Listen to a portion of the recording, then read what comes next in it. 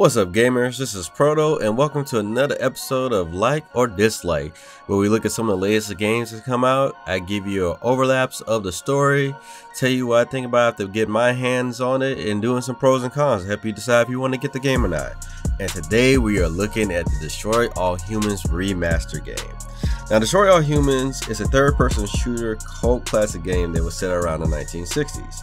Now, this game is a mix of a remaster and a remake because the core game and the story itself is more or less exactly the same with just updated graphics, but they added an extra level that didn't get into the final game, and they redid the cutscenes using motion capture when they updated the graphics. So that's what kind of separates it from being a remaster and a remake.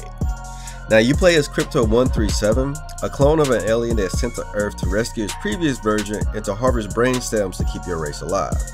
Now, Crypto doesn't take anything serious unless it's blowing things up, and that's where I think the game really shines.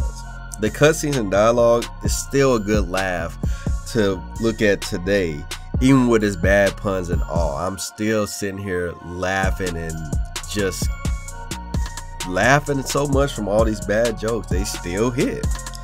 Now, you travel around the US looking for clues of your former self while dealing with the secret group trying to take over the US at the same time. Now, you have these fictional towns from as small as country towns all the way up to their own version of DC where you can cause destruction and mayhem. So you have little country towns to little small regular sized towns to big growing cities, like I said, all the way up to their own version of DC, the capital, all that. And you can pretty much destroy everything in them. Now, you have weapons, a flying saucer, and mine abilities that you can upgrade using the brain stems as currency. And they make a difference when you do upgrade them.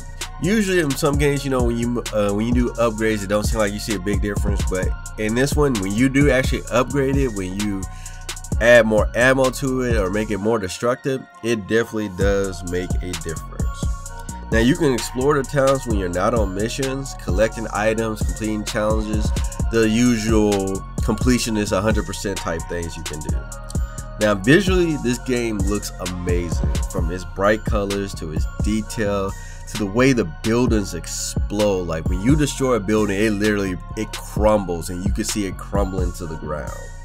And I think that is amazing, just seeing this game in updated graphics, seeing all the destruction that you can cause. Because back then, it really did push the consoles when it did it. And seeing it now, it's just breathtaking to me. And pretty much all this gameplay you guys have seen, it was captured off the Xbox One X. And that's pretty much the game in a nutshell. You know, it's not an extremely long game. It roughly took me about 10 hours to complete the game, just pushing through and doing a little bit of grinding. And overall, it was a great game to replay again. Just felt like I'm playing it again for the first time. But let's not waste any more time, and let's look at the pros versus the cons. And starting off with the pros, the first one we're gonna look at, the game is funny, and that can be a personal opinion as well. I think the dialogue, what was going on, was funny. When you're attacking the humans, when you're using certain weapons and you're hurting them, how they react, it gets very funny to me. And I actually enjoy just like hearing the stupid stuff that they would say when you shoot them. Now, the next pro we're gonna look at is that AI is challenging. Now, you have different levels of enemies that are gonna attack you, and that's normal in the game. But when it gets challenging is when you got all of them and they're actually working together to try to pin you in a certain area or use certain weapons, because some of them have certain weapons that can cause your weapons not to work. So it definitely got interesting on the higher missions and the higher difficulties, dealing with them and them actually working together. And the last part we're going to look at is the destruction.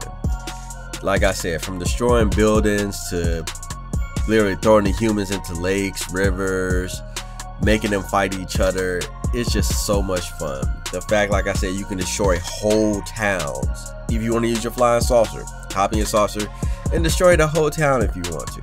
I think that was amazing. Now, with the pros done, let's take a look at the cons.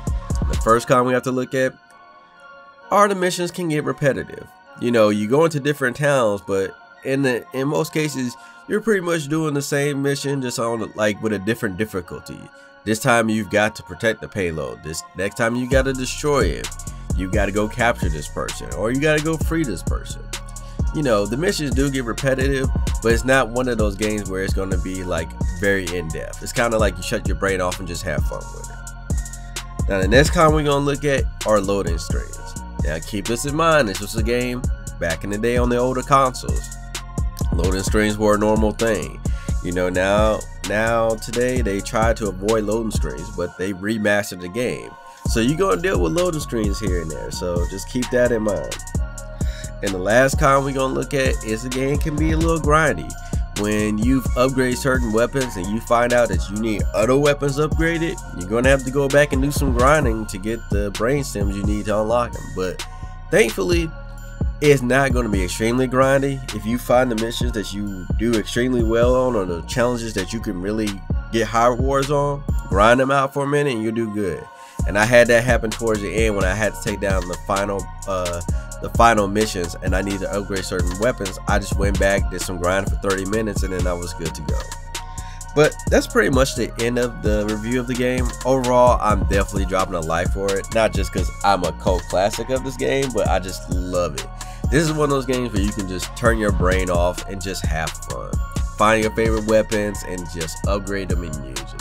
But I overall love the game. I hope they remaster the rest of the games. I would be cool if they remaster them all in one package, if they don't remaster them individually. But if they do, I will be picking up these games because they're a game from my childhood that I love playing. I never got tired of playing. But let me know how you guys feel in the comments below. If you guys enjoyed the review, definitely hit that like button. Let me know you like games like this, you like reviews like this. And if there's other games you want me to review, just let me know. If you haven't already subscribed, make sure you hit that subscribe button. I'll talk about stuff going on in the gaming and tech world. I do reviews of some of the latest gaming tech that's out. I do a top 10 new games coming out every month and so much more. Make sure to follow me on social media so you can keep up to date what's going on if you want to reach out to me. I love talking about gaming, so don't be afraid to hit me up. You can catch me streaming on Twitch, playing indie, PC, and console games. We got multiplayer day Mondays, indie day Wednesdays, and story day Saturdays. So if you're interested in seeing any of those type of streams, you can catch me on there on Twitch. And don't be afraid to talk to me while I'm on there, because I definitely will have a talk and have some crazy things to say while I'm playing. But this is Proto, and I'll catch you guys in the next video.